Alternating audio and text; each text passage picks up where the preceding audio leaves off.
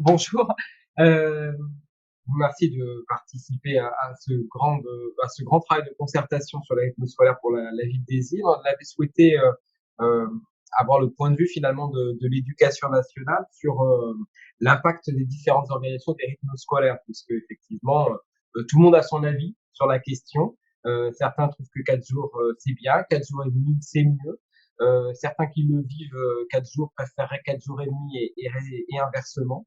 Voilà, est-ce que vous avez des éléments un petit peu nationaux, généraux, d'évaluation sur l'impact de ces différentes organisations? Alors, sur l'impact de ces différentes organisations, moi je m'occupe d'un territoire, donc ce sont 45 écoles, dont les écoles des îles, qui elles, la ville des îles a 11 écoles en 4 jours et demi. Les autres écoles sont repassées en 4 jours. Pour rappel, hein, c'est une mesure qui a été prise en 2013, donc quand même les îles s'est installé par rapport à cette mesure, ce qui permet peut-être d'avoir des éléments. Au niveau national, on n'en a pas. C'est pas une mesure qui a été évaluée pour plusieurs raisons. Enfin, pas évaluée, en tout cas, pas de comparaison entre 4 jours et 4 jours et demi. Pour plusieurs raisons. Et la première, c'est qu'on observe une grande disparité de mise en œuvre de cette mesure sur les territoires. C'est-à-dire que, évidemment, on a gardé partout en 2013 et en 2014 ensuite, quand elle était massivement mise en œuvre, 5 demi-journées, c'est-à-dire 5 matinées, mais après, soit 4 journées allégées, le mercredi matin en plus, soit que 2 journées allégées, avec des grosses journées à côté, soit une seule journée allégée, avec par exemple un vendredi où les enfants n'avaient classe qu'une heure. Donc tout ça, ça a été quand même observé au niveau national par l'ADEP, c'est-à-dire la direction de l'éducation et de la performance des élèves, mais en 2017. Mais ils ont comparé, en fait, ils ont essayé de comparer les différents types de d'organisations. Finalement, il n'y a pas une organisation à 4 jours et une organisation à Mais quatre non, jours et demi, mais dans chacun de ces deux grosses familles, il y a plein d'organisations différentes selon c'est les ça, communes. c'est ça. Ce qu'on s'est aperçu, c'est qu'il y a des mises en œuvre qui sont très différentes. Moi, pour avoir fait d'autres circonscriptions, on a pu voir, hein, soit des grosses journées qui dépassaient, qui revenaient aux journées de 6 heures des enfants, une demi-journée avec le mercredi matin et peut-être un vendredi matin sans école l'après-midi. Ça a été jusque-là. Donc, c'est très différent de ce qui est mis en place. Et donc, du coup, c'est différent. Et ce qu'ils ont, dans ces différentes organisations, ils ont pas vu de différence significative, en tout cas, sur la performance des élèves. Voilà, ça a été très compliqué. En tout cas, la mesure, elle n'a pas permis de mesurer des effets d'une ampleur suffisante. Et surtout, ces effets sont très largement minoritaires par rapport aux effets, par exemple, au niveau national, des variables sociales et des variables culturelles d'un territoire, par exemple. Au-delà de l'organisation à 4 jours et 4 jours et demi, il y a d'autres facteurs qui sont plus impactants Évidemment. en termes de réussite. C'est ça. C'est multifactoriel et c'est difficile à isoler. On y reviendra un petit peu plus tard, mais c'est vrai que moi j'ai essayé puisque j'ai des écoles actuellement qui ont le même profil et qui fonctionnent à 4 jours et 4 jours et demi. On voit pas de différence significative dans les performances des élèves. Pour l'instant, ni dans un sens, ni dans l'autre. Ou alors, on peut pas directement les imputer au rythme. Il y a trop de choses. D'accord. Et alors justement, dans ces grandes familles d'éléments qui ont un impact sur la réussite scolaire, qu'est-ce que vous identifiez principalement et sur lesquels, finalement, quelle que soit l'organisation qui sera choisie par la ville des îles, il faudra être attentif. Bah, je dirais la première chose, c'est la notion de coéducation. C'est-à-dire qu'une école, elle fonctionne pas toute seule. Une école, elle s'appuie sur la participation des partenaires. Les partenaires, j'entends les mairies, mais j'entends aussi les parents, les usagers. Et tout ça doit fonctionner, j'allais dire, en symbiose et dans un souci de coéducation avec au centre du système les élèves. C'est-à-dire que si on partage les mêmes valeurs, c'est-à-dire faire réussir tous nos élèves, que ce soit des partenaires municipaux ou personnels, aux enseignants, à l'inspecteur et aux parents, en règle générale, c'est vrai sur tous les territoires, ça fonctionne mieux. Ce qui est le cas, c'est une mise en œuvre concertée des projets éducatifs, c'est une activités périscolaires et les activités scolaires, en tout cas des gens qui se parlent et qui agissent ensemble. Ça, c'est un vrai impact. Le deuxième impact sur les résultats de nos élèves, on le sait très bien, c'est l'ordre pédagogique, le travail en équipe. Et là, dans les équipes, un facteur important, c'est la stabilité des équipes, ce qui est le cas sur ESIN aussi. Donc, ça permet quand même mieux de fonctionner ensemble. Et plus on fonctionne dans ce souci de coéducation, plus les élèves réussissent. Ça, c'est indéniable. Et je dirais que après, il y a un autre facteur qui, au niveau national, est très probant, c'est effectivement que l'on peut noter des écarts significatifs entre les secteurs d'enseignement. Ça ne se voit pas entre les écoles des îles, mais c'est vrai que moi, je viens d'éducation prioritaire et là, on peut voir évidemment qu'on observe des écarts. Des écarts dans un sens comme dans l'autre. Hein. On peut prendre un exemple, si vous voulez. Si vous regardez les évaluations nationales, on peut avoir un écart, notamment dans l'évaluation du lexique des jeunes élèves. On pourrait laisser t'apprendre. On sait que, effectivement, c'est un petit peu plus faible et qu'il y a des écarts significatifs entre certaines populations d'élèves. Et ça, c'est corrigé. Et c'est pour ça qu'on l'observe attentivement et qu'on éclaire toujours les résultats des élèves par rapport à l'indice de positionnement social des familles qui fréquentent l'école. Et là, attention, je ne veux pas me retrouver en porte-à-faux parce que c'est quelque chose qu'on regarde beaucoup sur ESIN aussi, parce qu'évidemment, chaque école a ses caractéristiques. Très belle réussite sur peut-être des écoles qui accueillent des publics plus défavorisés, j'allais dire, en tout cas, plus éloignés de l'école. Et ça, c'est très vrai dans les écoles d'ESIN, et notamment les écoles qui sont politiques de la vie, qui obtiennent des bonnes performances sur les élèves et on ne trouve pas ces écarts, justement, de performance. Justement, voilà. C'est peut-être les autres facteurs que vous identifiez tout à l'heure sur la démarche de coéducation sur le territoire, la stabilité des équipes qui permettent de pondérer justement les écarts ou même d'avoir des très belles réussites, comme vous le disiez, dans certaines structures. Il y a ça, il y a le fait que on essaie d'accompagner les équipes par de la formation. Si elles regardent dans les performances des élèves, on en reviendra sur les évaluations. On a des évaluations nationales en CP, en CE1, en 6e, et ça donne de bons points d'étape. Alors, faut être prudent parce qu'on a des effets cohortes, mais on a une réussite dès l'entrée en CP sur lesquels les enseignants peuvent s'appuyer pour faire progresser les élèves, et on peut y repérer des fragilités qui sont traitées dans la classe, mais qui sont aussi traitées dans l'école, et j'allais dire inter-école, liaison avec la maternelle, liaison avec le collège, et dans un souci de coéducation, on pourrait aller jusqu'à liaison avec des actions liées au périscolaire et aux activités proposées par la municipalité. C'est ça la cohérence que j'évoquais tout à l'heure. D'accord. Justement, on évoque là la réussite, voilà, scolaire notamment. Des éléments d'appréciation de la situation d'une commune comme ESIN par rapport à d'autres communes semblables ou par rapport au territoire national ou girondin, enfin des éléments de comparaison à nous partager? Alors ça, oui, ça, sur les évaluations, alors moi je vais me centrer plus sur les évaluations de CP et CE1.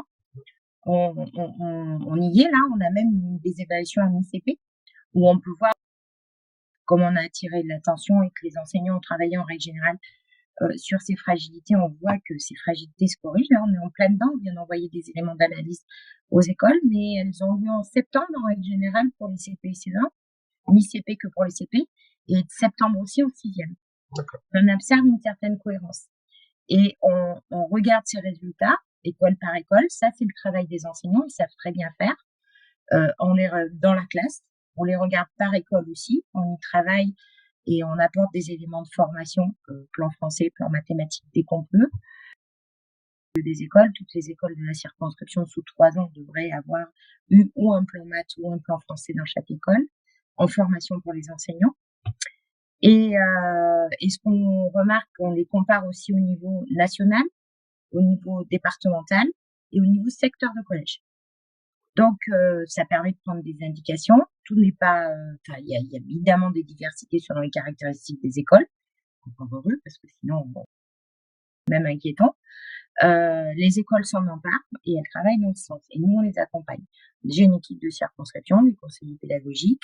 Ils savent qu'ils peuvent faire appel. Et puis, on essaye de poser des constats partagés dans les équipes d'école pour pouvoir faire avancer. Sur les écoles des îles, Ce que je peux vous dire, c'est qu'au niveau circonscription, déjà, on a des résultats qui sont 1 à 2, voire 4 points au-dessus des résultats départementaux et nationaux. Mais c'est le cas des autres écoles sur la circonscription, hein, qui sont les écoles autour des INA.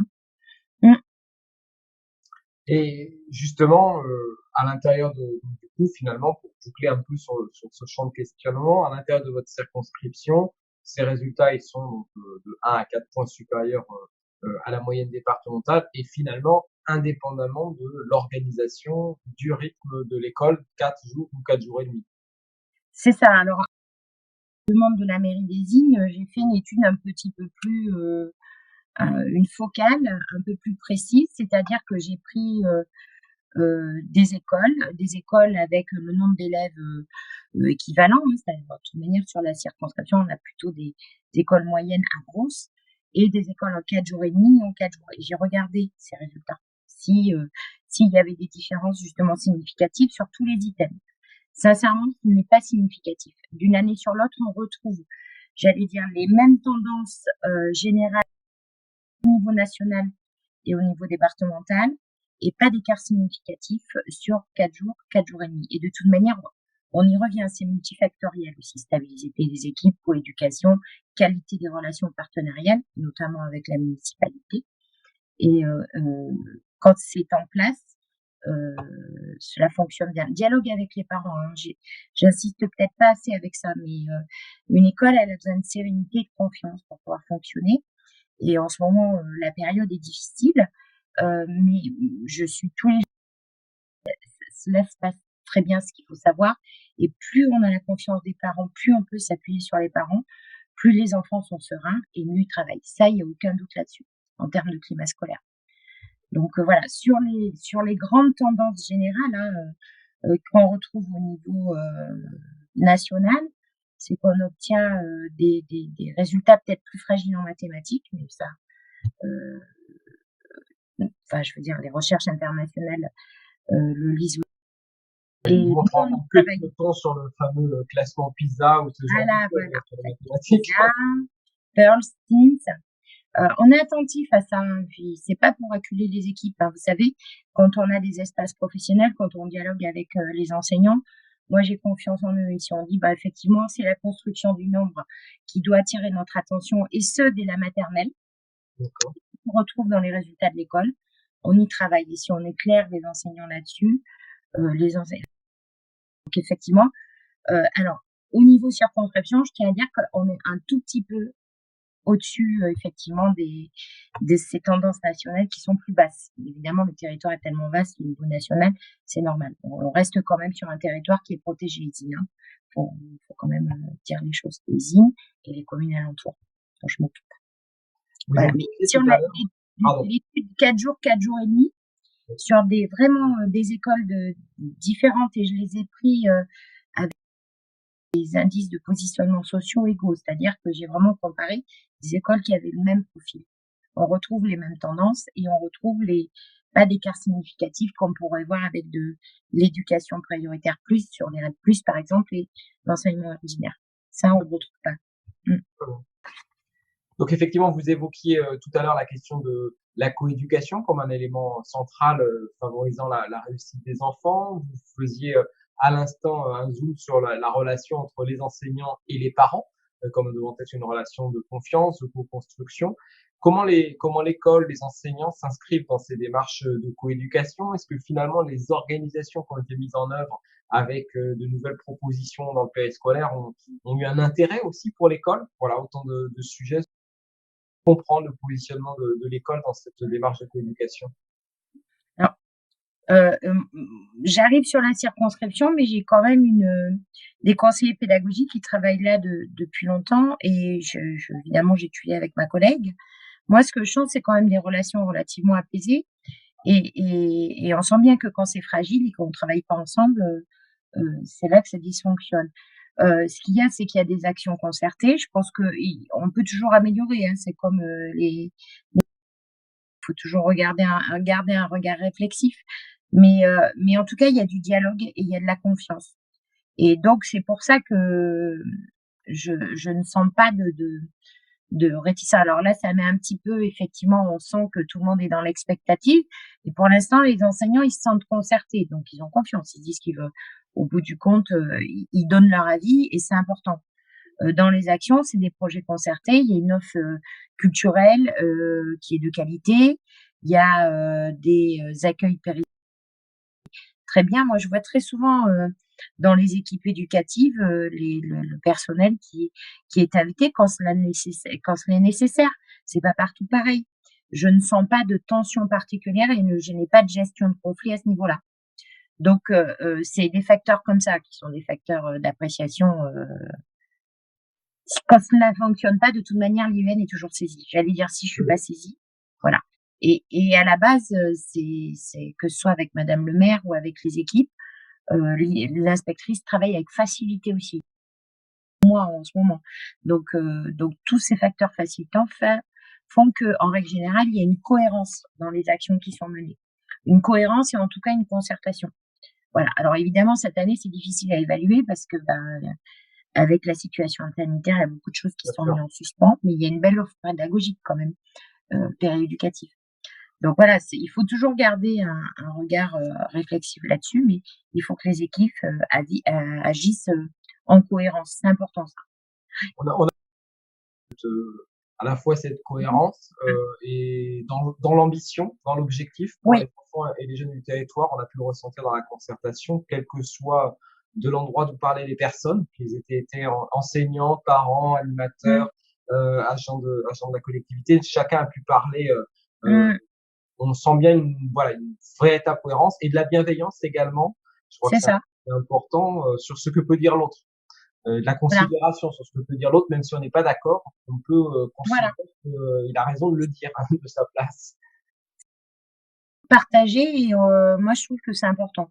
Et je la ressens. C'est-à-dire cette écoute partagée, oui voilà, c'est-à-dire que tout le monde partage les mêmes valeurs et chacun à son niveau a des projets ambitieux pour les enfants des écoles des IN, et c'est pour ça que ça fonctionne.